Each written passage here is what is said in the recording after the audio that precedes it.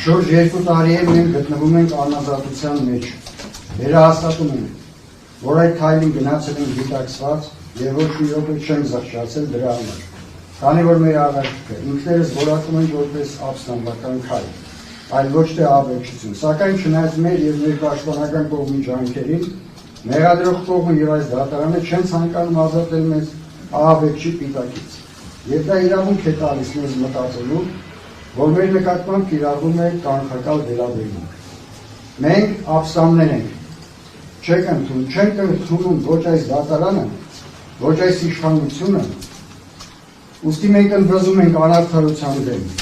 Այսօրվա դատական ֆարսին չենք մասնակցի եւ լքում ենք այս դահլիճը,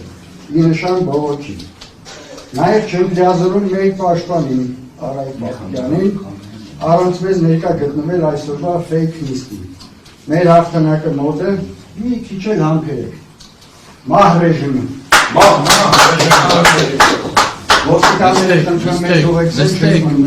Դուք իրավունք չունեք լքել դատական նիստերի դահլիճը։ Մենք ամեն ինչի իրավունք Դուք ոչ մի իրավունք չունեք, նստեք դատական նիստերի դահլիճում։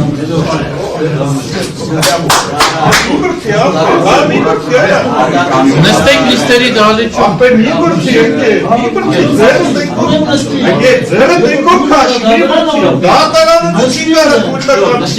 Դատարանը պահանջում է նստեք նիստեր, մի հատ ներողություն, էլի դուք ովքեր եք, նստեք, ինչ եք ոտքի կանում։ Մեզ զորով բռնեցիք, բայց չեք դուրս գա։ Մեզ կարող եք սանկցիա կիրառել։ Դատարանը գիտի սանկցիան կիրառելը երբ նստեք նիստերի դահլիճում, Դուք չեք որոշում, դատարանն է որոշում։ Ամեն մի հարարքը մենք ենք որոշում։ Դուք չեք որոշում։ Մենք ենք որոշում մեր լուբոյ հարարքը։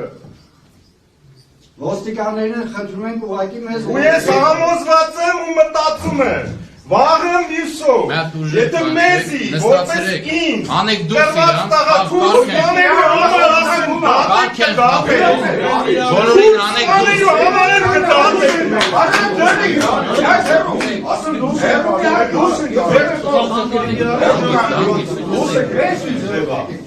Վաղը միսոր Ադրբեջանը պահանջել է մեզնի,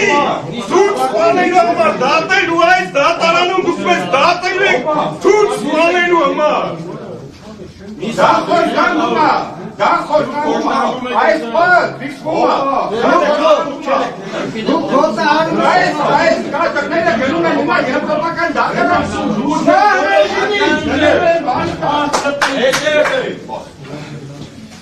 Դուք բոլորը դատ